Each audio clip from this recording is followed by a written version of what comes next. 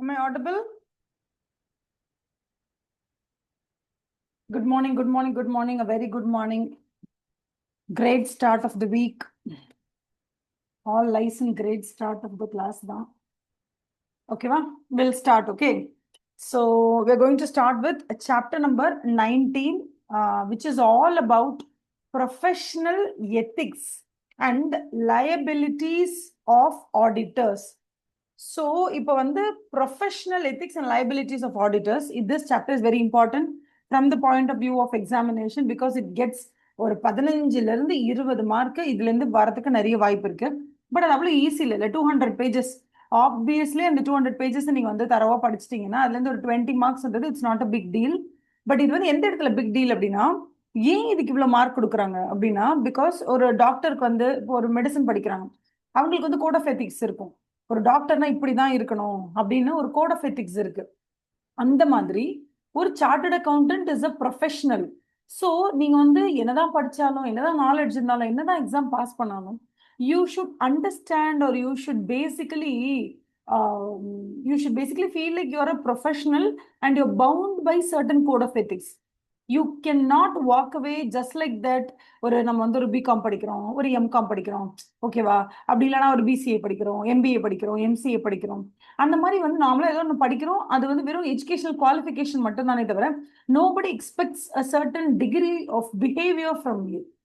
But when it becomes like when it comes to chartered accountancy, they put a lot of trust in you. They have a lot of expectations from you and they really believe certain things from you. அப்படின்னும் போது எப்படி வந்து ஒரு doctor as a ப்ரொஃபஷனோ அந்த மாதிரி now chartered accountancy is considered to be a profession. அப்ப அந்த ப்ரொஃபஷனுக்குன்னு சில குவாலிட்டிஸ் இருக்கணும். அந்த ப்ரொஃபஷனலா நீங்க இருக்கும் போது பீப்புள் பேஸ் மினிமமா they expect certain things from you. அதனாலதான் ஃபர்ஸ்ட் ஆஃப் ஆல் நம்மளே அவங்க வந்து என்ன சொல்றாங்கன்னா, see you are bound by these rules. முதல்ல இதெல்லாம் நீங்க ஞாபகம் வச்சுக்கோ, people expect these from you and you are supposed to hold the degree of integrity. இந்த அளவுக்கு நீ வந்து ப்ரொஃபஷனல் மொமெண்ட்டை மெயின்டைன் பண்ணணும் அப்படிலாம் சொல்றாங்க. ஓகேவா? அதை பத்தி தான் நம்ம பார்க்க போறோம் இன்னைக்கு. வந்து will start with the page number. இதெல்லாம் சும்மா நார்மல் இதுதான் நீங்க ஃபர்ஸ்ட் பார்க்கணும். ஓகேவா? மோஸ்ட் இன்டிஸ்பென்சிபிள் சார்ட் இதான். So first I'll teach you this. Wait a second.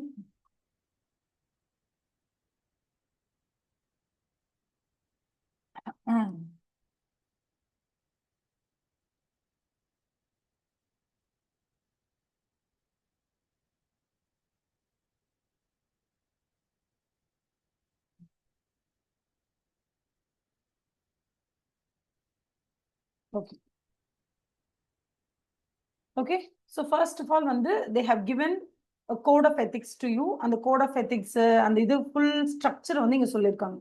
So first of all, professional ethics அப்படிங்கிறதுல நமக்கு எந்தெந்த இதனால, that is code செக்ஷனோ இல்லை எதுனால நம்ம வந்து பைண்ட் பண்ணப்பட்டிருக்கோம் அப்படின்னு கேட்டா, number 1, first they have told that it is about code of ethics. Number 2, CA Act 1949 அதுல கொடுத்திருக்கிற நிறைய செக்ஷன்ஸ், அதுல கொடுத்திருக்கிற நிறைய ப்ரொவிஷன்ஸ்னால we really bind, நம்ம கண்டிப்பா பைண்ட் பண்ணணும் அந்த ரூல்ஸ் எல்லாம். Number 3, guidelines. Guidelines is given by institute of chartered accountants of India உடைய கவுன்சில். அவங்க வந்து கொடுத்திருக்காங்க நமக்கு. they have given us some guidelines, அதை நம்ம ஃபாலோ பண்ணணும். Number 4, recommended self regulatory measures. So மொத்தம் 4 இருக்கு, நல்லா ஞாபகம் வச்சுக்கோங்க. Number 1, overview of the code of ethics. நமக்குன்னு ஒரு கோட் கொடுத்துருக்காங்க. இந்த நர்ஸ்லாம் வந்து என்ன பண்ணுவாங்கன்னா, ஹாஸ்பிட்டல் இருக்கும்போது கோட் ரெட், கோட் ப்ளூ அப்படிலாம் சொல்லுவாங்கல்ல. ஸோ இந்த கோட்னா இப்படி நீங்க ரியாக்ட் பண்ணணும், இந்த கோட்னா நீங்க இந்த மாதிரி வந்து போய் அந்த இடத்துல உடனே டு டூ என்ன பண்ணணும்ன்றத பார்க்கணும். இப்போ ஏதாவது ஒரு இதுனா உடனே சிபிஆர் கொடுக்கணும். அந்த மாதிரி you have this code of ethics. Number 2, the chartered accountants act 1949, கவுன்சிலோட கைட்லைன்ஸ், அதுக்கப்புறம் ரெக்கமெண்டட் செல்ஃப் ரெகுலேட்டரி மெஷர்ஸ். இதுல வந்து recommended self regulatory measures is the ஓரளவுக்கு ஒரு லீஸ்டான ஒரு பைண்டிங்னு வச்சுக்கோங்க. அடுத்தது கைட்லைன்ஸ். எப்போ கைட்லைன்ஸ் நமக்கு கொடுப்பாங்க அப்படின்னா, ஏதோ ஒரு ப்ரொவிஷனோ இல்லை ஏதோ ஒரு செக்ஷனோ நமக்கு வந்து சொல்லிட்டாங்க இதுதான் நீங்க பண்ணணும் அப்படின்னு. அப்ப நமக்கு சில டவுட்ஸ் இருக்கும். இப்போ நீங்க போய் ஒரு லெட்டர் சப்மிட் பண்ண சொல்றீங்க சென்ட்ரல் கவர்மெண்ட் கிட்ட. சென்ட்ரல் கவர்மெண்ட்னா யாரு? டைரக்டா என்ன பிரைம் மினிஸ்டர் கிட்ட போய் வந்து லெட்டர் கொடுக்க முடியும்? ஸோ சென்ட்ரல் கவர்மெண்ட் கிட்ட ஒரு ஃப்ராட் ரிலேட்டடா ஒரு ஆடிட்டர் போய் இன்னொரு ரிப்போர்ட் பண்ணணும் அப்படின்னா அந்த சென்ட்ரல் கவர்மெண்ட் அப்படிங்கிறது இந்த இடத்துல யாருக்கு நீங்க கொடுக்கணும், என்ன ஏதுன்னு ஏகப்பட்ட டவுட்ஸ் நமக்கு இருக்கும். எந்த ஃபார்மெட்ல கொடுக்கணும், பிரிஸ்கிரைப்டு ஃபீ என்ன, எந்த வெப்சைட் போகணும், ஓகே இப்போ என்ன ஃபார்ம் நம்பர் கொடுக்கணும், ஓகேவா, அந்த மாதிரி நமக்கு இருக்கிற எல்லா டவுட்ஸையுமே இப்போ கம்பெனிஸ் ஆக்டை பொறுத்த அளவில் எடுத்துக்கிட்டீங்கன்னா கம்பெனிஸ் ஆக்ட் 2013 வில் சே இந்த அளவுக்கு நீங்க ஃப்ராடுக்கு இந்த ரேஞ்ச் 1 crore மேல ஒரு ஃப்ராடை ஒரு சிங்கிள் ஃப்ராட்ல, அதுவும் மொத்தமா சேர்த்து 1 crore கிராஸ் பண்ணக்கூடாது, ஒரு single identifiable fraud 1 crore cross பண்ணும்போது the auditor is supposed to inform to central government. இது மட்டும் தான் ப்ரொவிஷன்ஸ்ல கொடுத்துருப்பாங்க. பட் இந்த சென்ட்ரல் கவர்மெண்ட்னா யாரு, எந்த ஃபார்ம்ல நம்ம வந்து இது பண்ணணும், என்ன மாதிரி ஃபார்மெட்ல அதை வந்து நம்ம ரெடி பண்ணணும், இதெல்லாம் நமக்கு எதுல கொடுத்துருப்பாங்கன்னா ரூல்ஸ்ல கொடுத்துருப்பாங்க. ஸோ எப்படி வந்து ப்ரொவிஷன்ஸை பொறுத்த வரைக்கும் உங்களுக்கு செக்ஷன் நம்பர்ஸ் அது இதுன்னு சொல்லி ஆக்ட்ல கொடுத்தாலும் நமக்கு எப்படி பண்ணணும் ஏது பண்ணணும்லாம் ரூல் புக்ல கொடுத்துருக்காங்க. அதே மாதிரி தான் நமக்கு வந்து all the code of ethics ஆக்ட்ல வந்து எல்லாமே செக்ஷன் வாரி இது பண்ணணும் இது பண்ணக்கூடாதுன்னு சொல்லிடுவாங்க. ஆனா எப்படி பண்ணணும், ஏன் பண்ணக்கூடாது, எதனால, இந்த மாதிரி சின்ன சின்ன கேள்விகள் எல்லாத்துக்குமே they'll give you in terms of guidelines-ல கொடுப்பாங்க. ஸோ ஃபர்ஸ்ட் ஆஃப் ஆல் இந்த சார்ட்டை நம்ம இவ்வளோ நேரம் வச்சிருக்கிறதுக்கான ரீசன் என்ன அப்படின்னு பார்த்தீங்கன்னா இதுல இருக்கிற எல்லாமே it's very important. So try and make sure that it become so accommodated, நம்ம மைண்டுக்குள்ள இது போய் அகாமடேட் ஆகணும். அப்போ சிஏ ஆக்ட்ல என்னெல்லாம் சொல்லியிருக்காங்க அப்படின்னு பார்த்தீங்கன்னா membership of the institute, number 2 வந்து டைப்ஸ் ஆஃப் மிஸ்காண்டக்ட், நம்பர் 3 வந்து டிசிப்ளினரி ப்ரொசீஜர், நம்பர் 4 வந்து schedules to the act. So first வந்து பார்த்தீங்கன்னா membership of the institute, obviously நீங்க படிச்சு முடிக்கணும், என்னென்னலாம் வந்து ஐடிடி கிளாஸ், ஓரியன்டேஷன் கிளாஸ், அந்த கிளாஸ் இந்த கிளாஸ் எல்லா கிளாஸும் முடிச்சுட்டு பாஸ் எல்லாம் பண்ணிட்டு சர்டிஃபிகேட் எல்லாம் வச்சிருந்தீங்கன்னா உங்களுக்கு மெம்பர்ஷிப் கொடுப்பாங்க. அந்த மெம்பர்ஷிப்ல வந்து 2 டைப்ஸ் ஆஃப் மெம்பர்ஷிப் இருக்கு. ஃபர்ஸ்ட் வந்து அசோசியேட் மெம்பர்ஷிப், அதுக்கப்புறம் வந்து you have this fellow membership அப்படின்னு 2 மெம்பர்ஷிப் இருக்கு. 5 years நீங்க வந்து ப்ராக்டிசிங் பண்ணிட்டு இருக்கீங்கன்னா அதுக்கப்புறமா உங்களுக்கு வந்து ஃபெலோஷிப் கொடுப்பாங்க. நீங்க வந்து ஒரு எம்ப்ளாய்மெண்ட்ல கொடுக்கலாம். இப்போ வந்து கேபிஎம்ஜியில் நான் போய் வேலை பார்க்கணும், அது பண்ணி டெலாய்ட்டு அது மாதிரிலாம் நீங்க போய் ஒரு பெரிய பிக் 4ல வேலை பார்க்க போறீங்க, இல்லை நார்மலா ஏதோ ஒரு கம்பெனில போய் எம்ப்ளாயியா இருக்க போறீங்க அப்படின்னா you can use the associate chartered accountant அப்படின்னு போட்டுக்கலாம். அப்போ அசோசியேட்னா ஒரு வேல்யூ, ப்ராக்டிசிங் சார்ட்டர்ட் அக்கௌண்டன்ட், அதாவது ஃபர்ஸ்ட் 5 years நீங்க ப்ராக்டிஸ் பண்ணா கூட உங்களுக்கு ஃபெலோஷிப் கொடுக்க மாட்டாங்க. 5 years மினிமம் வந்து நீங்க ப்ராக்டிஸ் பண்ணீங்கன்னா அதுக்கப்புறம் ஃபெலோஷிப் கொடுப்பாங்க. அந்த மாதிரி டீடைல்ஸ் எல்லாம் மெம்பர்ஷிப்ல கொடுப்பாங்க. இப்போ நீங்க மெம்பர்ஷிப் ஃபீன்னு ஒன்று கட்டணும், மெம்பர்ஷிப் ஃபீன்னு கட்டினா தான் உங்க நேம் அந்த ரெஜிஸ்டர்ல இருக்கும். மெம்பர்ஷிப் ஃபீ கட்டாம விட்டுட்டீங்க, ஆனுவலி ஒரு மெம்பர்ஷிப் ஃபீ இருக்கும், அந்த மெம்பர்ஷிப் ஃபீ கட்டாம விட்டீங்கன்னா உங்க நேம் அதுல இருந்து தூக்கிடுவாங்க. அப்புறம் வேற எந்தெந்த சிச்சுவேஷன் எல்லாம் உங்க நேம் அந்த ரெஜிஸ்டர்ல இருந்து தூக்கிடுவாங்க. அந்த மாதிரி ரீசன்ஸ் எல்லாம் அதுல கொடுப்பாங்க. அப்ப மெம்பர்ஷிப்பை பொறுத்த வரைக்கும் there are 2 types of chartered accountants. ஒருத்தர் வந்து யாருன்னா chartered accountant in practice, CA in practice, சொல்லுங்க, சிஏ இன் பிராக்டிஸ். இன்னொரு category CA in service and otherwise occupied. இதுல சிஏ இன் பிராக்டிஸ் சொல்றாங்கல்லமா, இவங்க தான் பிராக்டிசிங் சார்ட்டர்ட் அக்கௌண்டன்ட். அதாவது these guys are called as auditors. In the sense they are professional auditors wherein their full-time job is to audit the entities. Where they full-time they practice only auditing, அதுதான் பண்றாங்க. But இப்போ chartered accountants in service அப்படின்னு சொல்லும் போது ஞாபகம் வச்சுக்கோங்க, service நீங்க யாருக்கு சர்வீஸ் பண்றீங்க, எப்ப நீங்க ஒருத்தருக்கு சர்வீஸ் பண்ணுவீங்க அப்படின்னா அவங்க உங்களுக்கு வந்து ஆர்டர் போடுவாங்க, நீங்க அவங்களுக்கு சர்வீஸ் பண்ணுவீங்க, அப்படி ஞாபகம் வச்சுக்கோங்க. அப்ப சார்ட்டர்ட் அக்கௌண்டன்ட் இன் சர்வீஸ் அப்படிங்கிறவங்க யாரா இருக்கும்னா கண்டிப்பா ஒருத்தருடைய கட்டளைகளுக்கு கட்டுப்பட்டவங்களா தான் இருப்பாங்க. So you call yourself as an employee or நீங்க வந்து ஒரு ஃப்ரீலான்சரா கூட இருக்கலாம். பட் நீங்க வந்து இன்னொருத்தருக்கு வேலை செஞ்சு கொடுக்குறீங்க, you are not on equal terms. You do some work, they make the payment to you. Most of the time இந்த சிஏ இன் சர்வீஸ் அப்படிங்கிறவங்க வந்து எம்ப்ளாய்மெண்ட்ல இருப்பாங்க, அப்படி இல்லைன்னா ப்ராபப்ளி இந்த மாதிரி கிளாஸ் எடுக்கிறவங்களா இருப்பாங்க, அப்படி இல்லைன்னா ஒரு என்ஜிஓல வந்து ஒரு போர்ட் ஆஃப் டைரக்டர்ஸ் மெம்பர்ஸ் அந்த மாதிரி. பிராக்டிசிங் சார்ட்டர்ட் அக்கௌண்டன்ட் தவிர, பிராக்டிஸ் பண்றதை தவிர மற்ற எந்த ஒர்க்கை நீங்க செஞ்சாலும் you are called as CA in service and otherwise occupied. அந்த அதர்வைஸ் ஆக்கிபைட் என்னன்றதை அவங்க சொல்லுவாங்க. ஒரு போர்ட் ஆஃப் மெம்பரா இருக்குது, இல்லைன்னா வந்து இண்டிபெண்டன்ட் போர்ட் மெம்பரா இருக்கிறது, அதுக்கப்புறம் டீச்சரா இருக்குது, காமர்ஸ் கவர்மெண்டல் இன்ஸ்டிடியூஷன்ஸ்ல வந்து ஒரு கீ பர்சனலா இருக்கிறது, what ever you want, you might be anything. But அவங்க 2 கிளாசிபிகேஷனை பிரிச்சிருக்கிறது, ஒன்னு சிஏ இன் பிராக்டிஸ், ரெண்டாவது வந்து CA in service and otherwise occupied இப்படின்னு பிரிச்சிருக்காங்க. So this is very important. But இதை வந்து நம்ம வந்து ஒரு கிட்டத்தட்ட வந்து 20 பேஜ் கிட்ட 20th பேஜ்ல தான் வில் டாக் அபவுட் மெம்பர்ஷிப். ஓகேவா? அதுக்கு அடுத்தது தான் நெக்ஸ்ட். ஃபர்ஸ்ட் நம்ம பார்க்க போறது overview of code of ethics தான். What is code of ethics, அந்த எத்திக்ஸ்ல என்னென்னலாம் இருக்கு அதை பத்தி தான் நம்ம ஃபுல்லா பார்க்க போறோம். First 20 pages is full of ethics only. Ethics ethics ethics தான். எத்திக்ஸ்னா என்னது, மாரலி நம்மள கைட் பண்ணா அதுக்கு வந்து normal and everyday moral principles, அந்த எத்திக்ஸ், பர்சனல் எத்திக்ஸ். இங்க வந்து code of ethics when it comes to professional relationships ன்னு வரும்போது it is all about not just moral ethics, it's about professional ethics அப்படின்னு சொல்லலாம். அதே மாதிரி இங்க வந்து types of misconduct. misconduct அப்படிங்கிறது வந்து என்னன்னா, see, certain degree of professionalism is expected out of you, and when you're not doing it in your profession, it's called as professional misconduct. When you're not doing it in your personal life, it's called as other misconduct. Ma'am நான் personal லைஃப்ல என்ன பண்றேன்றதெல்லாம் இவங்களுக்கு ரொம்ப முக்கியமா? ஆமா, நீங்க நல்ல தண்ணி அடிச்சுட்டு நல்ல ட்ரங்க் அண்ட் டிரைவ் கேஸ்ல மாட்டிட்டு அங்க வந்து போலீஸ் கேட்பாங்க வாட் இஸ் திஸ் பிஹேவியர் அப்படின்னு. அப்ப நீங்க என்ன சொல்லுவீங்க தெரியுமா? நான் யார் தெரியுமா? I am CA, do you know who I am, I know central minister, do you know, அப்படிலாம் பண்ணீங்கன்னா that's called as other misconduct. Because நீங்க உங்களோட உங்களோட அந்த ஒரு ப்ரொஃபஷனல் கெப்பாசிட்டிய, இல்ல உங்களோட அந்த அச்சீவ்மெண்ட்டையோ, இல்ல உங்களோட அந்த நாலேஜையோ, இல்ல உங்களோட அந்த பதவியவோ நீங்க வந்து யூஆர் மிஸ்யூசிங். அப்படி நீங்க மிஸ்யூஸ் பண்ணும்போது ஆட்டோமேட்டிக்கா it comes under other misconduct. புரியுதா? சோ மிஸ்காண்டக்ட் அப்படிங்கிறது வந்து ப்ரொஃபஷனலா இருக்கலாம், இல்ல அதர் மிஸ்காண்டக்டா இருக்கலாம்.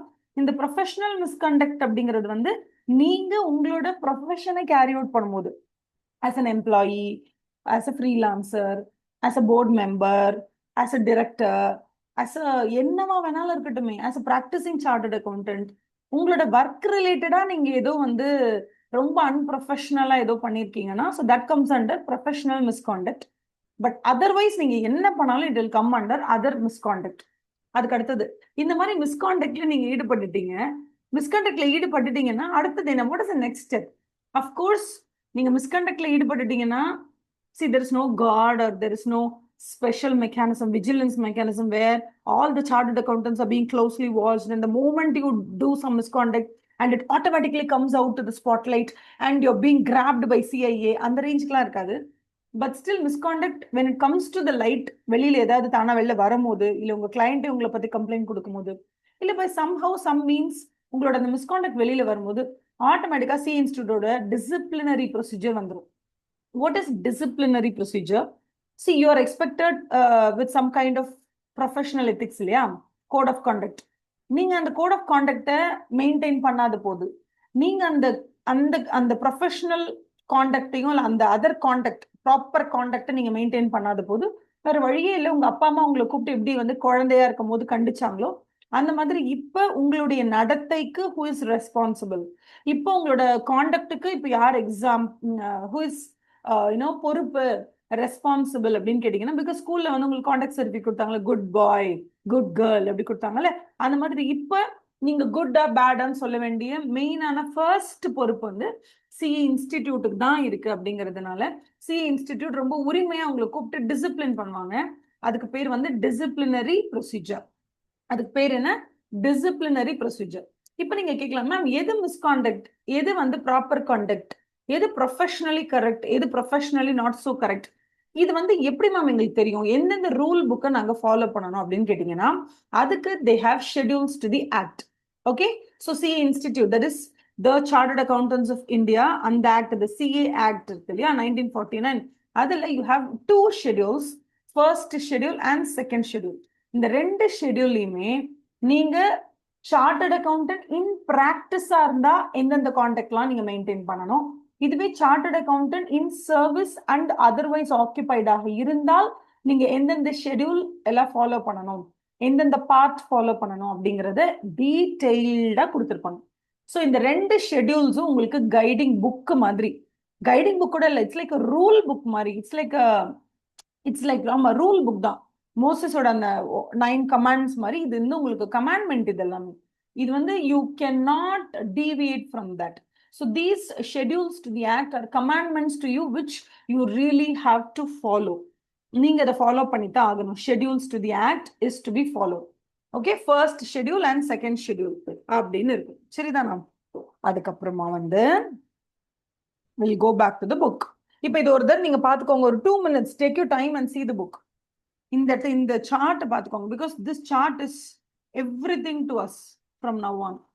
So professional ethics, overview of the code of conduct, the CA Act 1949, council guidelines, recommended self-regulatory measures, membership of the institute, chartered accountants in practice, chartered accountant in practice, chartered accountant in practice, chartered accountant in practice, chartered accountant in service and otherwise occupied, chartered accountant in service and otherwise occupied, chartered accountants in practice, chartered accountants in practice, chartered accountants in practice, chartered accountants in practice, chartered accountants in practice, CA in practice, CA in practice, CA in practice.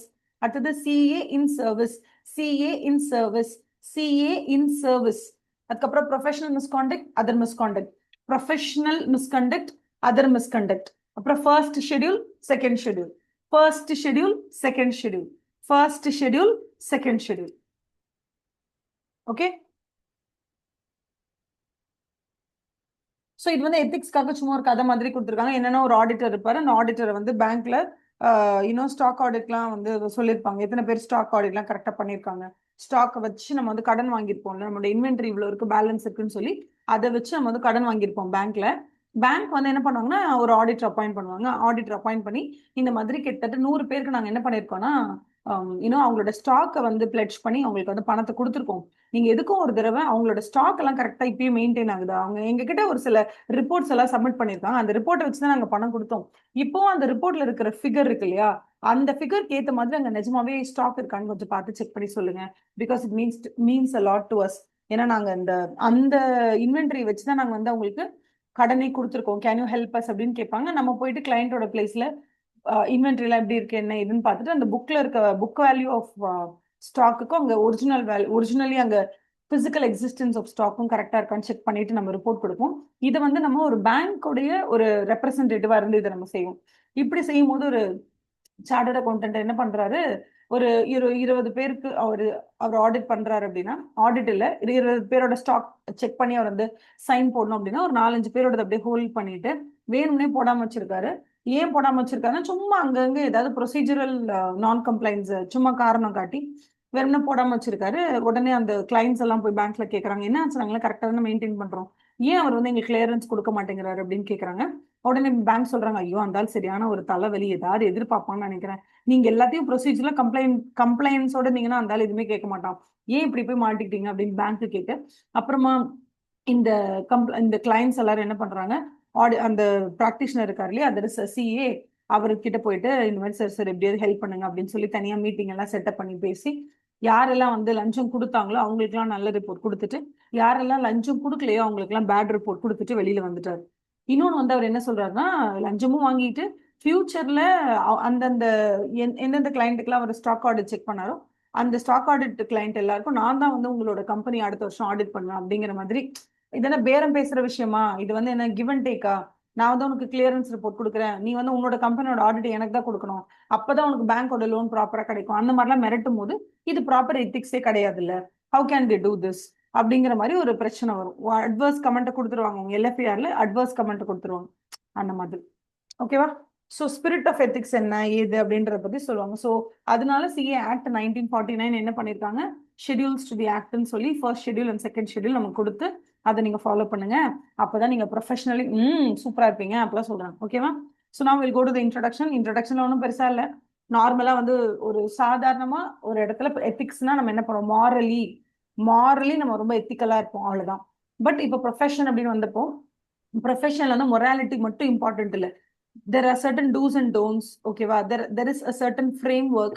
இந்த framework-க்குள்ள தான் நீங்க இருக்கணும் அப்படிங்கிறதுல வந்து they are very confident, it's very crucial that you have to remain within that framework. அந்த framework வந்து வெறும் moral oriented மட்டும்தான் செதுக்கப்பட்டிருக்குமான்னு கேட்டா கண்டிப்பா கிடையாது. that framework has to be moral, has to be ethical in terms of professional capacity. அதுக்கப்புறம் அந்த ப்ரொஃபஷனுக்கு CA chartered accountant அப்படிங்கிறவங்க கிட்ட இருந்து மக்கள் என்ன எதிர்பார்க்கறாங்க அப்படின்னா பப்ளிக் இன்ட்ரெஸ்ட் தான் எதிர்பார்க்கறாங்க. ஒரு சார்ட்டர்ட் அக்கௌண்டன்ட் ஒரு விஷயத்த சொன்னா பப்ளிக்கோட ஜென்ரல் இன்ட்ரெஸ்ட மைண்ட்ல வச்சுதான் அவர் இதை பண்ணிருப்பாரு, கண்டிப்பா பொதுமக்களினுடைய நலனை கருத்துல கொண்டுதான் அவர் ஒரு விஷயம் செஞ்சிருப்பாரு. People are expecting from you அப்படிங்கிறதுனால நீங்களுமே அந்த கிரெடிபிலிட்டியோட, அந்த இன்டெகிரிட்டியோட, அந்த பப்ளிக் இன்ட்ரெஸ்ட் நீங்க அப்போல் பண்ற அளவுக்கு ஒரு மிகப்பெரிய ஒரு ப்ரொஃபஷனலா உங்களை நீங்களே வந்து முன்னிறுத்திக்கணும் அப்படிங்கிறது தான் இந்த இடத்துல ப்ரொஃபஷனல் எத்திக்ஸ் அப்படின்னு சொல்லப்படுது. ஸோ மாரல் பிரின்சிபிள்ஸ்னா என்னன்னு சொல்றாங்க? மாரல் பிரின்சிபிள்ஸ்னா ஒரு பர்சனோட பர்சனல் பிஹேவியரை மட்டும்தான் அது வந்து வடிவமைக்கும். The way the personal actions are conducted, அதுதான் வந்து morality normal. But professional ethics அப்படிங்கிறது வந்து it consist of personal behaviour, it consist of how my organisation is behaving, it also brings out my corporate standards. நான் என்னுடைய ஒர்க்ல நான் எந்த அளவுக்கு வந்து ஸ்டாண்டர்டைஸ்டா இருக்கேன், இது எல்லாத்தையும் சேர்த்தது தான் ஒரு ப்ரொஃபஷனல் எத்திக்ஸ் அப்படின்னு சொல்றது. மற்றபடி வந்து ஜென்ரலா மக்கள் நம்ம கிட்ட எதிர்பார்க்கறது வந்து building trust and then which imposes a public interest responsibility. எது செஞ்சாலும் ஒரு chartered accountant will do or will have public interest in mind. பொது மக்களினுடைய நலனை கருத்துல கொண்டுதான் எதுவா இருந்தாலும் ஒரு சிஏ பண்ணுவாரு அப்படிங்கிறது வந்து it is expected from you. உங்ககிட்ட அவங்க அதை எக்ஸ்பெக்ட் பண்றாங்க. So public interest responsibility is expected from you. Otherwise this code of ethics is what we are going to see. இதெல்லாம் சும்மா நார்மல் கோட் ஆஃப் எத்திக்ஸ் வந்து நீங்க ஃபாலோ பண்ணணும். அதை நீங்க ஃபாலோ பண்ணாம விட்டுட்டீங்கன்னா இட்ஸ் கால்ட் அஸ் டீவியேஷன். நீங்க அதுல இருந்து டீவியேட் ஆயிட்டீங்கன்னா ஆட்டோமேட்டிக்கா வந்து உங்களுக்கு யார் வருவா? டிசிப்ளினரி ப்ரொசீஜர் பண்றதுக்காக CA institute will come with big stick. ஏ இங்க பாரு என்ன பண்ற பாரு அப்படின்னு சொல்லிட்டு will come. So code of ethics is very very very very essential for us. அதை வந்து ஹைலைட் பண்றதுக்காக கோட் ஆஃப் எத்திக்ஸ் நமக்கு எந்த அளவுக்கு முக்கியன்றத ஹைலைட் பண்றதுக்காக நமக்கு புரியாத ஒரு ஹிந்தி வார்த்தையை கொடுத்துருக்காங்க. ஏன்னா நம்ம சிஏ இன்ஸ்டிடியூட்டோடைய மோட்டோ வந்து ஹிந்தில இருக்கு. என்னவா? எனக்கு சத்தியமா ஹிந்தி தெரியாது, நான் தெரிஞ்ச வரைக்கும் படிக்கிறேன். யா ஏஷ சுபதேஷு ஜக்ரதி. ஓகேவா? அப்படின்னா என்னன்னா எட்டர்னல் விஜிலன்ஸ். மத்தவங்களாம் தூங்கும்போது கூட தூங்காம முடிச்சுட்டே இருப்பாங்களாம். So that's eternal vigilance which is awakening when the world is asleep. அந்த மாதிரி இருக்கணும்னா எல்லாரும் தூங்கும் போது நீங்க தூங்காம இருக்கீங்கன்னா நீங்க யாரு? வாட்ச்மேன் தானே. அப்ப நீங்க தான் இந்த என்டையர் சமூகத்துக்கும் என்டையர் எக்கனாமிக் பிசினஸஸ்க்கும் பீப்புளுக்கும் எல்லாருக்குமே நீங்க ஒரு வாட்ச் டாக் மாதிரி. So whatever happens, you should be able to find it out. Whatever happens, you should be alert. அப்ப when everybody is sleeping, you don't sleep னா என்ன அர்த்தம்? People sleep because they know that you're there. So அந்த அளவுக்கு நீங்க வந்து ஒரு பெரிய ஒரு you're in a very special position அப்படி சொல்றாங்க. ஸோ டெஃபினட்டா அக்கௌண்டன்சி ப்ரொஃபஷன்ல உங்ககிட்ட அவங்க எக்ஸ்பெக்ட் பண்றது ஒண்ணு மட்டும்தான், that is responsibility to act in public interest. Okay. A distinguishing feature of the accountancy profession is in its acceptance of the responsibility to act in the public interest. நீங்க public இன்ட்ரெஸ்ட்காகத்தான், நீங்கள் வந்து சமூகத்திற்காகத்தான் வாழ வேண்டும் அப்படிங்கிற மாதிரி. ஓகேவா?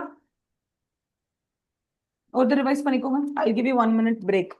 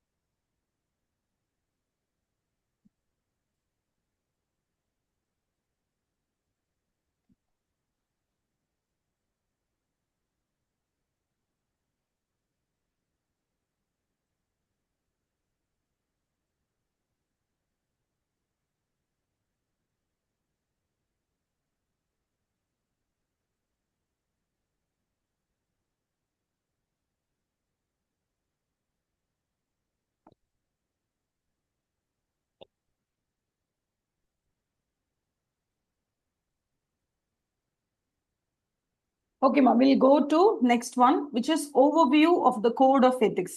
So code of ethics பத்தி நம்ம ஜெனரலா பார்க்க போறோம். கோட் ஆஃப் எத்திக்ஸ் அப்படிங்கிறது எந்த மெட்டீரியல நமக்கு கொடுத்துருக்காங்க அப்படின்னு கேட்டா அந்த ஷெட்யூல்ஸ் கொடுத்துருப்பாங்களே அந்த ஷெட்யூல்ஸ் இதுல எல்லாமே வரும். ஸோ ஃபர்ஸ்ட் எடுத்த உடனே கோட் ஆஃப் எத்திக்ஸ்ல என்னென்னலாம் கொடுத்துருக்காங்கன்னு ஃபர்ஸ்ட் பார்த்துடலாம். கோட் ஆஃப் எத்திக்ஸ்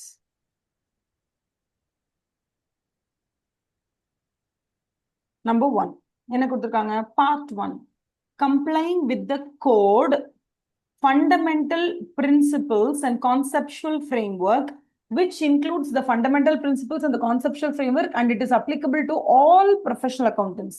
See, ரெண்டு விஷயம் தான். என்னன்னா ஒன்னு, you have to comply with the code and fundamental principle. So there are certain principles that you need to uphold. வேற வழியே இல்லை. நீங்களா சில கோட் இருக்கு, அதுக்கப்புறம் சில பிரின்சிபிள்ஸ் இருக்கு, இதெல்லாம் நீங்க தான் அப்ஹோல்ட் பண்ணணும். Who has to uphold அப்படின்னா all chartered accountants. இந்த இடத்துல all professionals சொல்றாங்க இல்லையா? ப்ரொஃபஷனலா இங்க என்ன சொல்றாங்க? டாக்டர் சொல்றாங்க, நம்மள தானே சொல்றாங்க. அதனால all chartered accountants அப்படின்னு போட்டாச்சு. அடுத்தது பார்ட் 2. இது வந்து part 2 is only for professional accountants in service. Professional accountants in service, which means chartered accountants. I mean, chartered accountants in service, which means mostly he must be an employee. Otherwise, employee illanalo, he is associated with somebody not as a practicing chartered accountant. He is not a practicing chartered accountant now. He is only in service. Okay va? Service la irukkom. Service na என்னன்னு கொடுத்திருக்காங்க. Okay va? இப்ப service la இருக்கவங்க. So part 2 it applies to service people, which sets out additional material that applies to professional accountants in service when performing professional activities. Professional accountants in service, again, chartered accountants in service will hereafter he will be called as professional. எழுதிக்கோங்க please. Professional accountant in service. இனிமேல் இவர் பாகுபலி என்று அழைக்கப்படுவார். அது மாதிரி இனிமே மூச்சுக்கு 300 வாட்டி professional accountant in service, professional accountant in practice, professional accountant in service, professional accountant in practice சொல்லி சொல்லி நம்ம உயிர் எடுப்பாங்க. வாங்க, ஓகேவா? அப்போ professional accountants in service includes யாரெல்லாம்? Number 1 professional accountants employment. இதுதான் மேஜர் 90% இந்த எம்ப்ளாய்மெண்ட்ல இருக்கவங்க தான். அதுக்கப்புறமா professional accountants who are engaged or contracted basisல, contractual or engaged as an executive or non-executive capacity. What is executive capacity and non-executive capacity? Executive capacity is where காலையில 9 மணி ஆனா நீங்க போய் இங்க வேலை செய்யணும், ஈவினிங் 5 மணி வரைக்கும், சம்டைம்ஸ் ஈவினிங் 10 மணி வரைக்கும் கூட இருக்கலாம். So this execution would mean you have to be there to execute something. So you are like a person who has to take care of the entire company. For example, chief executive officer, executive, which means he should be there. He should be in the field. He should be on the mark to always be there to do something. So for example, இப்ப நீங்க நீதா அம்பானிலாம் எடுத்துக்கிட்டீங்கன்னா அவங்க வந்து சிஇஓவா இருக்க மாட்டாங்க எல்லா இடத்துக்கும். ஏன்னா சிஇஓ has to work. காலை 9 மணில இருந்து நைட்டு 10 மணி வரைக்கும் they have to run the business. It's a work. அது வந்து ஒரு வேலை செய்யற மாதிரி. ஓகே, தட்ஸ் எக்ஸிக்யூட்டிவ் கெப்பாசிட்டியில வேலை செய்யற மாதிரி. ஓகே, இது நார்மல் கெப்பாசிட்டியில நீங்க வேலை செஞ்சீங்கன்னா எம்ப்ளாயின்னு சொல்லுவாங்க. இதுவே நீங்க சுந்தர் பிச்சை மாதிரி சிஇஓ ஆயிட்டீங்க அப்படின்னா will be called as an executive. அவ்வளவுதானே தவிர பட் ஸ்டில் எக்ஸிக்யூட்டிவ்னாலும் எம்ப்ளாயினாலும் வேலை பார்த்து தான் ஆகணும். நான் எக்ஸிக்யூட்டிவ் கெப்பாசிட்டின்னா சும்மா கெத்தா போய் உட்காந்துட்டு வந்தா போதும். Because you don't have anything to execute. Rather you are there for giving them the guidance, knowledge, or you're there to tell them what's good, what's bad, or you're there to vote on a particular meeting alone. ஒரு board மீட்டிங்க்கு நீங்க போய் நீங்க வந்து சும்மா just voting உட்கார்ந்தா மட்டும் போறோம். அந்த மாதிரி நான் எக்ஸிக்யூட்டிவ் கெப்பாசிட்டியில நீங்க இருந்தாலும் you are called as professional accountant in service.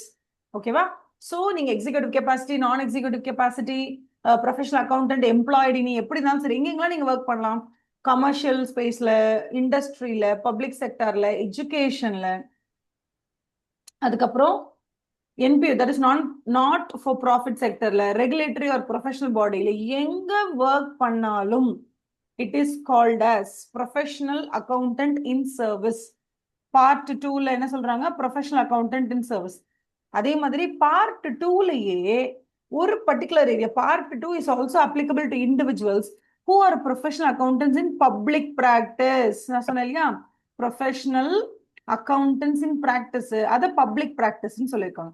Professional accountants in public practice, அது சார்ட்டர்ட் அக்கௌண்டன்ட் இன் பிராக்டிஸ இனிமே நம்ம எப்படி சொல்ல போறோம்னா professional accountant in public practice, professional accountant in public practice, professional accountant in public practice, professional accountant in public practice, professional accountant in public practice. இது ரொம்ப ரொம்ப ரொம்ப ரொம்ப புரியணும். Professional accountant in public practice.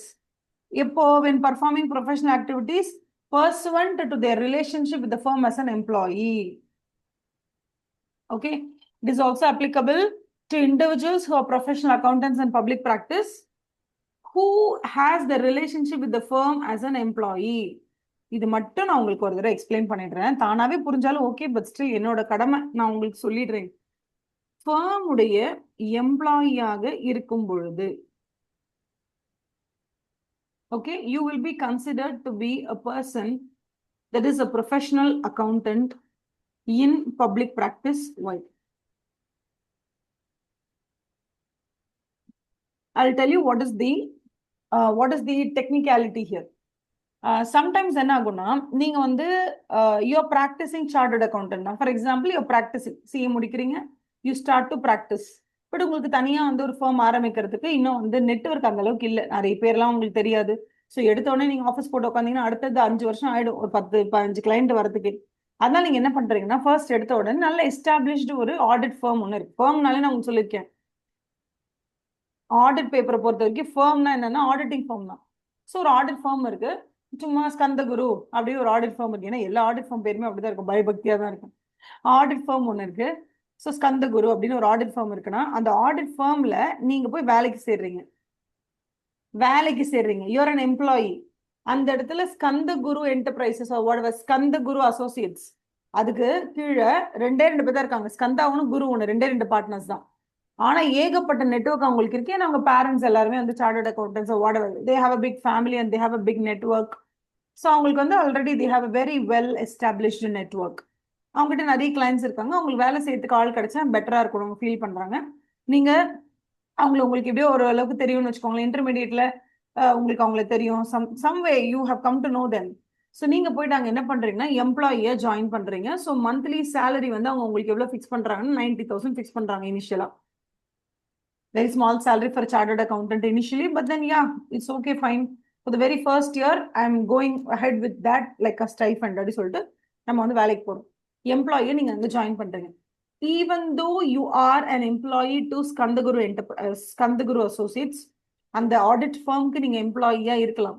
But in reality what is that you do அப்படின்னு கேட்டா, you do the practicing job. ஒருவேளை அங்க நீங்க எம்ப்ளாயியா இல்லாம ஸ்கந்தகுரு கூட நீங்க போய் வந்து ஒரு கவசமா ஆட் ஆயிருந்தீங்கன்னா, நீங்க அந்த இடத்துல ஒரு பார்ட்னரா இருப்பீங்க, கரெக்டா? ஸோ அப்ப என்ன ஆயிடும்னா அது SGK அசோசியேட்ஸ் ஆயிருக்கும். கிட்டத்தட்ட நீங்க வந்து அந்த இடத்துல எம்ப்ளாயியா இருந்தாலும் நீங்க பண்ற வேலையினுடைய நேச்சர் என்னன்னா பிராக்டிசிங் நேச்சர் தான். ஒரு பிராக்டிசிங் சார்ட்டர்ட் அக்கௌண்டன்ட் என்ன ஒர்க் பார்ப்பாங்களோ அந்த ஒர்க்கை தான் நீங்க பாக்குறீங்க. ஆனா நீங்க வந்து பிராக்டிஸ் பண்ணும்போது நீங்க ஒரு எம்ப்ளாயியா இருந்து தான் பிராக்டிஸ் பண்றீங்க. ஸோ உங்களால எந்த ஒரு புக்ஸ் ஆஃப் அக்கௌண்ட்ஸையும் சைன் பண்ண முடியாது. பிகாஸ் ஒன்லி பார்ட்னர்ஸ் மட்டும் தான் ஆடிட் பண்ணிட்டு என்கேஜ்மெண்ட் பார்ட்னர் தான் சைன் பண்ண முடியும். So you can't become an engagement partner because you cannot sign the books of accounts. Only partners can sign. But still, நீங்க அந்த இடத்துல எம்ப்ளாயியா இருக்கிறதுனால நீங்க நிறைய பிராக்டிசிங் சார்ட்டர்ட் அக்கௌண்டன்ட் என்னெல்லாம் வேலை செய்வோ எல்லாமே செய்வீங்க. எல்லா கம்பெனியும் ஆடிட் பண்ணுவீங்க. எல்லா கம்பெனி ஆடிட்க்கும் நீங்க தான் ஆடிட் மேனேஜரா இருக்கீங்க. கிட்டத்தட்ட இந்த வருஷம் மட்டும் நீங்க வந்து கிட்டத்தட்ட ஒரு 40 ஆடிட்ஸ் நீங்க தான் மேனேஜ் பண்ணிருக்கீங்க. பட் உங்களால சைன் பண்ண முடியாது because you are not a partner. இப்ப இந்த மாதிரி ஒரு சிச்சுவேஷன்ல நீங்க செய்யற வேலை பிராக்டிசிங் சார்ட்டர்ட் அக்கௌண்டன்டோட வேலை. ஆனா நீங்க ஒரு எம்ப்ளாயி. யாருக்கு எம்ப்ளாயி? ஒரு ஆடிட் ஃபர்முக்கு employee. But still you will be considered to be a practising chartered accountant or you will be considered as a practising accountant. ஓகேவா? யூர் பிராக்டிசிங் அக்கௌண்டன்ட் உங்களை வந்து அவங்க வந்து கன்சிடர் பண்ணுவாங்க. Or to be professionally called professional accountant in public practice. Professional accountant in public பிராக்டிஸா உங்களை நினைப்பாங்க. எந்தெந்த இடத்துல உங்களை அப்படி நினைப்பாங்க அப்படின்னு கேட்டீங்கன்னா, even though you're an employee, ஒரு ஆடிட் ஃபார்ம்ல நிறைய ஸ்டூடெண்ட்ஸ் வந்து ஆர்டிகல்ஷிப்க்கு ஜாயின் பண்ணும்போது இந்த ரெண்டு பார்ட்னர்ஸ் மட்டும்தான், தட் இஸ் எஸ்ஸும் ஜியும் மட்டும்தான் அந்த ஆர்டிகல்ஸை வந்து ட்ரெயின் பண்ணணும்னு அவசியம் இல்லை. Since you are also performing the work which has the nature of practicing chartered accountant தான் அப்படிங்கிறதுனால இந்த இடத்துல நீங்க கூட இந்த ஆர்டிகல்ஸ்க்கு வரக்கூடிய ஸ்டூடெண்ட்ஸை ட்ரெயின் பண்ணலாம். For that purpose alone, you are not considered as simply as an employee, or simply you are not considered as a public, a professional accountant in service. அப்படி உங்களை கன்சிடர் பண்ணாம for the purpose of training, for the purpose of giving the training to the articled clerk or articled people, அது அந்த கன்னோட்டேஷன்ல வரும்போது you are considered to be a professional accountant in public practice. So ஜென்ரலாவே அவங்க என்ன சொல்றாங்கன்னா, இந்த இடத்துல part two, part one உங்களுக்கு தெரியும், code of ethics and all those other things which has to be followed by all professionals. இந்த இடத்துல பார்ட் டூ அப்படிங்கிறது இப்படி ஞாபகம் வச்சுக்கோங்க, எம்ப்ளாயிக்கு மட்டும்தான். பட் சாதாரண எம்ப்ளாயிக்கு மட்டும் கிடையாது. The employee of an audit firm who practices, okay, but not as a partner but as an employee, அவங்களுக்கும் இந்த part two applicable, because at the end of the day they are also employee, right? Even though they do the work in the nature of a practicing chartered accountant, they cannot be called as a chartered accountant in practice because they are now an employee of an audit firm. Okay va? It's very important. Okay, take a 30-second break and நான் சொல்லி கொடுத்த வரைக்கும் கரெக்டா அந்த part one part டூவை மனசுல போய் அப்படியே டக்குன்னு ஹிட் பண்ணணும். அந்த மாதிரி ஞாபகம் வச்சுக்கோங்க first.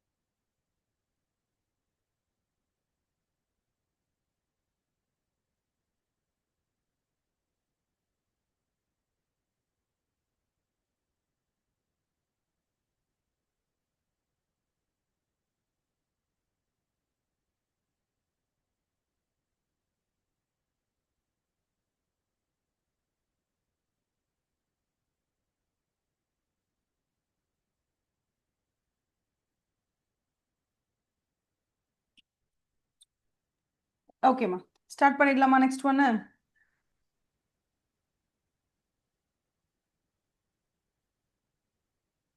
So part 1 is for all professional accountants, இல்லையா? Part 1 is for all professional accountants. Part 2 is for professional accountants in service. And additionally, professional accountant in service தான், அதுவும் அவங்க வந்து ஒரு எம்ப்ளாயியா தான் இருப்பாங்க, அதுவும் அவங்க ஒரு ஆடிட் ஃபார்ம்ல எம்ப்ளாயியா தான் இருப்பாங்க. பட் ஸ்டில் அவங்கள நம்ம எப்படி கன்சிடர் பண்ணுவோம்னா ப்ரொஃபஷனல் அக்கௌண்டன்ஸ் இன் பப்ளிக் ப்ராக்டிஸா நம்ம கன்சிடர் பண்ணுவோம். ஓகேவா? ப்ரொஃபஷனல் அக்கௌண்டன்ட் இன் பப்ளிக் ப்ராக்டிஸா நம்ம கன்சிடர் பண்ணுவோம். பிகாஸ் அவங்க ஆக்சுவலா பர்ஃபார்ம் பண்ற ஒர்க்கோட நேச்சர் பப்ளிக் ப்ராக்டிஸ் தான். ஆனா அவங்க ப்ரொஃபஷனல் அக்கௌண்டன்ஸ் இன் ப்ராக்டிஸ் கிடையாது. ஏன் கிடையாது அப்படின்னா, ஏன்னா அவங்க அங்க பார்ட்னர் இல்லைங்கிறதுனால அவங்க எம்ப்ளாயியா தான் ட்ரீட் பண்ணப்படுவாங்க அப்படி சொல்றாங்க. So part number 3 will go to part number 3.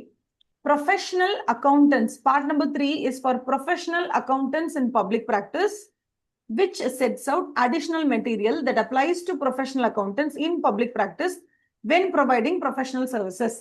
Okay va? அவங்க full and full they are professional accountants in public practice.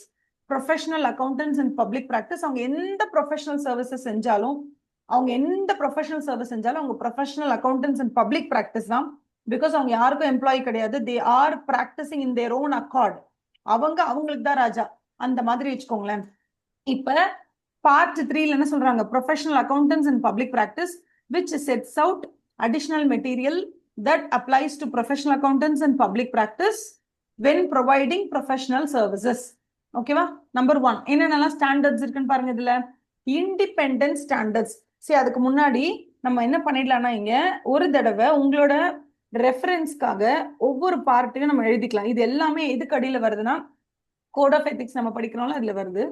Part 1 அப்படிங்கிறது for all CAs, for all professional accountants, for all professionals கூட எழுதிக்கோங்களேன் ஈஸியா. சரியாமா? Part 2 is for professional accountants in service. அதுக்கப்புறம் professional accountants in public practice எந்த ஃபார்மேட்ல? as an employee of a audit firm. இப்போ part 3க்கு வரும். பார்ட் 3 வந்து professional accountants in public practice in whatever professional services they two.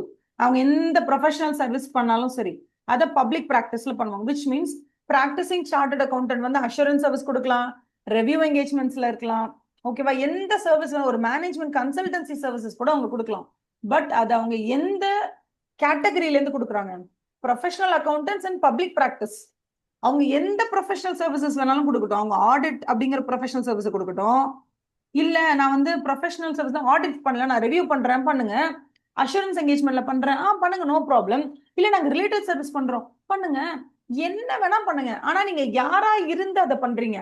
Professional accountant in public பிராக்டிஸா இருந்துதான் நீங்க ஆடிட்டரா இருங்க, ரெவியூவரா இருங்க, ஒரு கிளையண்ட்டை ரெப்ரசென்ட் பண்ணி டாக்ஸ் டிபார்ட்மெண்ட் கிட்ட போய் நீங்க வந்து ரெப்ரசென்ட் பண்ணிக்கோங்க, என்ன வேணா பண்ணுங்க. But you are not an employee to any one. You are not under contractual agreement with any one. You are not, என்ன சொல்றது, நீங்க யார் கூட எந்த டைஅப்லயும் இல்ல. You are practising as a separate individual or with the firm எப்படியோ, but as a partner. அப்ப professional accountants in public practice அவங்க எந்த ப்ரொஃபஷனல் சர்வீசஸ் செஞ்சாலும், ஈவன் as a டீச்சர் அவங்க போய் கூட இருக்கலாம், ஈவன் as a டீச்சரா கூட அவங்க போயிருக்கலாம். பட் அதுவே ஒரு ப்ரொஃபஷனல் சர்வீஸா, இந்த சென்ஸ் ஒரு பிராக்டிசிங் சார்ட்டர்ட் அக்கௌண்டன்ட் கிளாஸஸ் எல்லாம் எடுக்கலாமா? எடுக்கலாம். அதுக்குமே வந்து சில விதிமுறைகள் இருக்கு, பட் யூ கேன் டேக் அப்படின்ற மாதிரி சொல்லுவாங்க. அப்ப பார்ட் 3 எதை பத்தி அவங்க கிட்ட பேசுதுன்னா, professional accountants in public practice அவங்களுக்கு அது டீல் ஆக போகுது, which sets out additional material but applies to professional accountants in public practice when providing professional services. So professional accountants in public practice which sets out additional material that applies to professional accountants in public practice when providing professional services. என்னென்னலாம் standard இதுல கொடுத்திருக்காங்க? Independent standard இருக்கு, 4A இருக்கு, 4B இருக்கு. Independent standards அப்படிங்கிறது எல்லாருக்கும் apply ஆகும். All professional accountants in public practice when providing assurance services.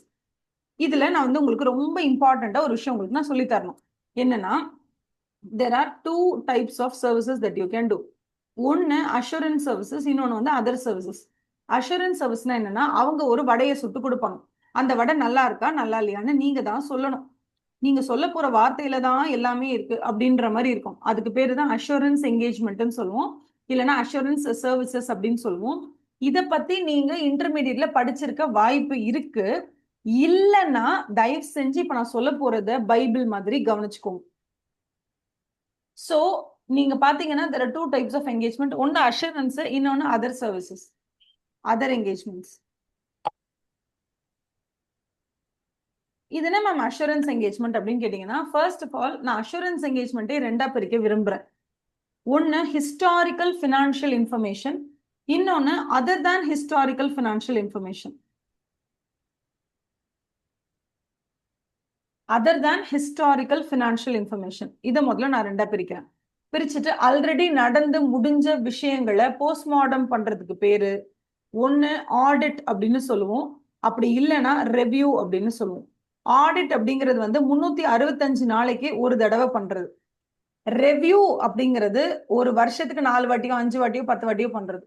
அது வந்து நீங்க மந்த்லி ஒன்ஸ் பண்ணலாம், 3 மாசத்துக்கு ஒரு தடவை பண்ணலாம், 4 மாசத்துக்கு ஒரு வாட்டி பண்ணலாம், எப்படி வேணா பண்ணலாம். ஆனா ஒரு வருஷத்துக்கு மோர் தேன் ஒன்ஸ் நீங்க பண்ணிட்டீங்கனால இது பேர் ரெவ்யூ தான். ஓகேவா? சோ இதுதான் ரெவ்யூன்னு நம்ம சொல்லுவோம், இது ஆடிட் அப்படின்னு சொல்லுவோம்.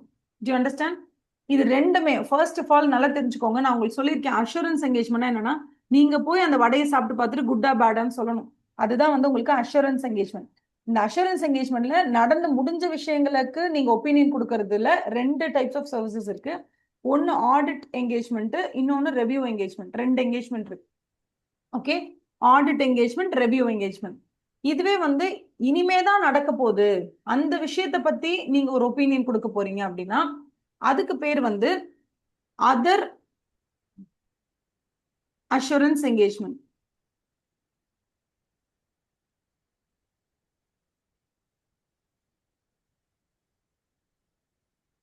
இதுக்கு வந்து வாட் இஸ் திஸ், இந்த இடத்துல எல்லாமே அஷூரன்ஸ் என்கேஜ்மெண்ட் தான், யாருமே வந்து இதுல அஷூரன்ஸ் இல்லைன்னு சொல்லவே இல்லை. பட் இது ஹிஸ்டாரிக்கல் ஃபினான்ஷியல் இன்ஃபர்மேஷன்.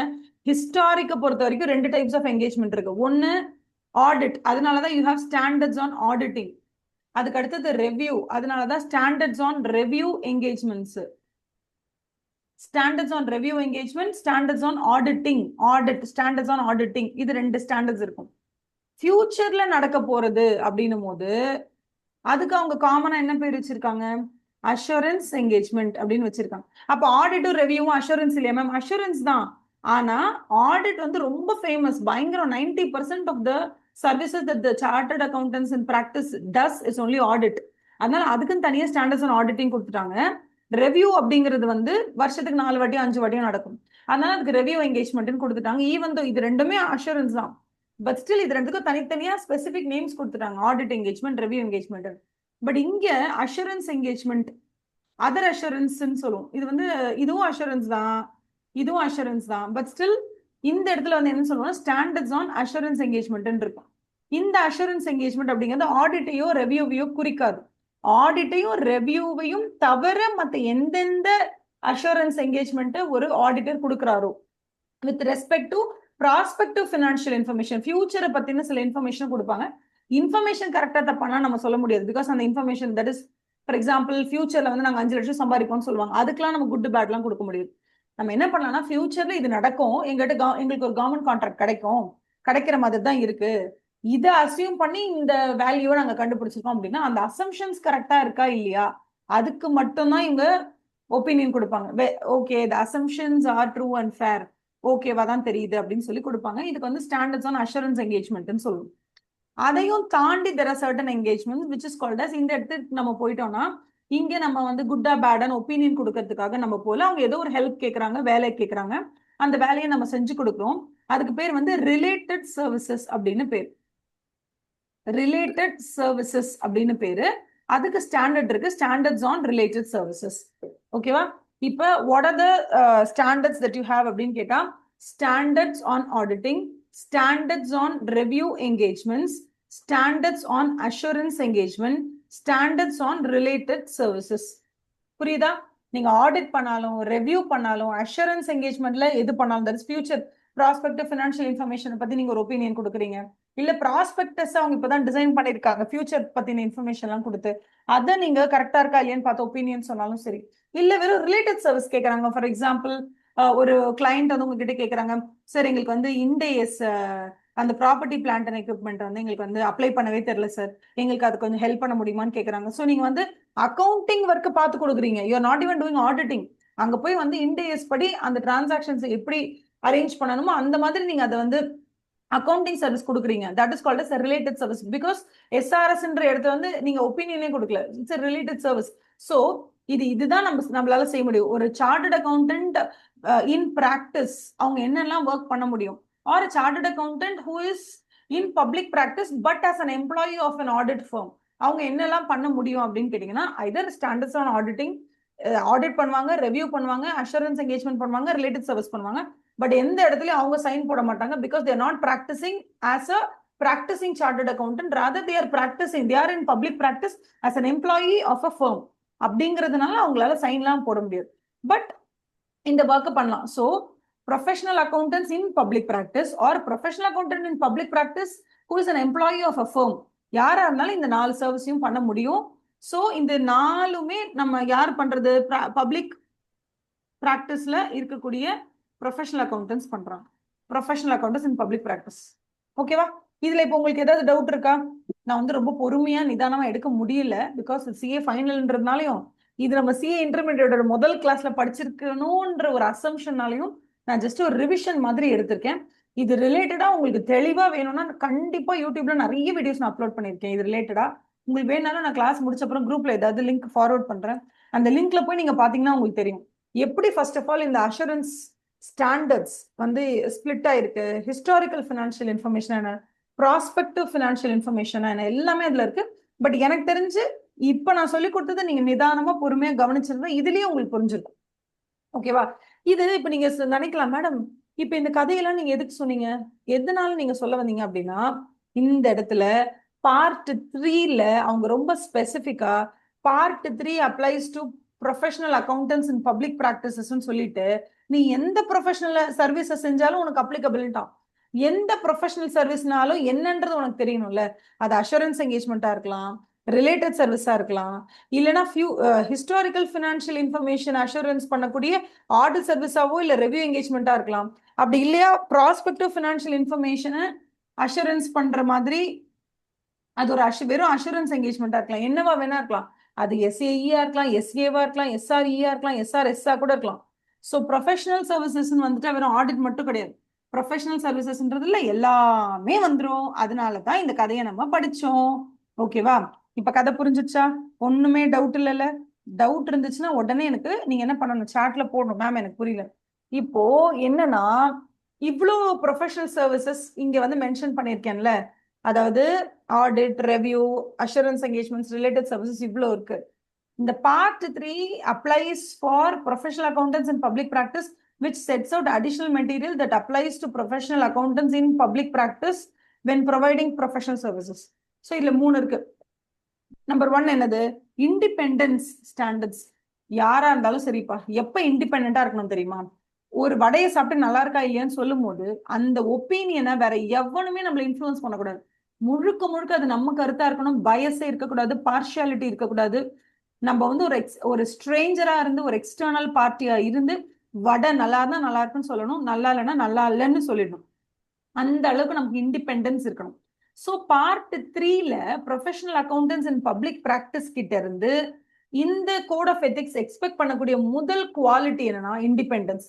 அதுவும் இந்த இண்டிபெண்டன்ஸ்ங்கிறது யார்கிட்ட அவங்க ரொம்ப எக்ஸ்பெக்ட் பண்றாங்கன்னா, அஷூரன்ஸ் சர்வீசஸ் ப்ரொவைட் பண்றவங்க கிட்ட தான் எக்ஸ்பெக்ட் பண்றாங்களே தவிர அஷூரன்ஸ் சர்வீசஸே இல்லாம சும்மா ரிலேட்டட் சர்வீஸ் ப்ரொவைட் பண்றவங்க கிட்ட அவங்க அந்த இண்டிபெண்டன்ஸை எதிர்பார்க்கல. அதனாலதான் நான் உங்களுக்கு இவ்வளவு நேரம் அந்த பெரிய சார்ட் எக்ஸ்பிளைனே நான் பண்ணேன். அஷூரன்ஸ்னா என்ன, நான் அஷூரன்ஸ் சர்வீசஸ்னா என்ன, அஷூரன்ஸ்லேயே ஹெச்எஃப்ஐ ரிலேட்டடா என்னென்ன அஷூரன்ஸ் என்கேஜ்மெண்ட் இருக்கு, ஆடிட்டும் ரெவ்யூவும் இருக்கு, நான் ஹெச்எஃப்ஐ என்னென்ன இருக்கு, ப்ராஸ்பெக்டிவ் ஃபினான்ஷியல் இன்ஃபர்மேஷனை நீங்க வந்து ரெவ்யூ லைக் அஷூரன்ஸ் பண்ணி இந்த ஒப்பீனியன் கொடுக்கணும்னா it's called as standards on assurance engagement, standards on audit, standards on review, standards on assurance engagement, standards on related services. இவ்வளோ இருக்கு அப்படின்னு நம்ம தெரிஞ்சுக்கிட்டதுக்கான ரீசன் என்னன்னா, இண்டிபெண்டன்ஸ் as a standard உங்களுக்கு வந்து it applies only for assurance services.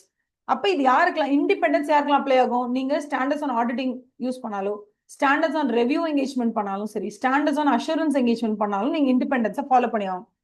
Part 4A என்ன சொல்றாங்க? இண்டிபெண்டன்ட் ஃபார் அதுலயும் ஸ்பெசிபிக்கா எந்தெந்த ஸ்டாண்டர்ட் வந்து ஆடிட் அண்ட் ரெவ்யூ என்கேஜ்மெண்ட்ஸ்க்கு வருமோ அதை 4A கொடுத்துருக்காங்க. 4B வந்து independence for assurance engagement and other than audit and review. Audit and ரெவ்யூவை தவிர இருக்கக்கூடியதை 4B கொடுத்துருக்காங்க. சி இது வந்து காமன் ஃபார் ஆல். இண்டிபெண்டன்ஸ்ங்கிறது எல்லாருக்கும் வேணும். ஓகேவா? Independence standards is applicable for all the assurance services. But அந்த ஆல் த அஷூரன்ஸ் சர்வீசஸ்ல ரெண்டா பிரிக்கிறாங்க, part A part B. Part A வந்து ஸ்டாண்டர்ட்ஸ் ஆன் ஆடிட்டிங்கும் ஸ்டாண்டர்ட்ஸ் ஆன் ரெவ்யூ என்கேஜ்மெண்ட்டும். இது வந்து ஸ்டாண்டர்ட்ஸ் ஆன் அஷூரன்ஸ் என்கேஜ்மெண்ட். ஓகேவா? Part 4A 4B. இப்ப நம்ம இங்க எழுதிட்டு இருந்தோம்ல, அதை கண்டினியூ பண்ணிடலாமா? பார்ட் இந்த இடத்துல இருக்கு பாருங்க. Part 1, part 2, part 3. ஓகேவா? பார்ட் 3 அதுல தானே 4A 4B இருக்கு. சூப்பர். இப்ப ஃபர்ஸ்ட் நம்ம ஒரு ரிவைஸ் பண்ணி எழுதிடலாமா? Part 1 applies to all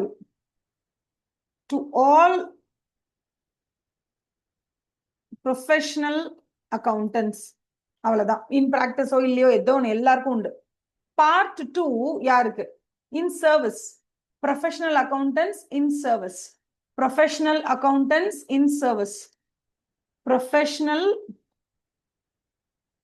accountants in service. 2 F போட்டேன், சாரி, ஒரு F தான்.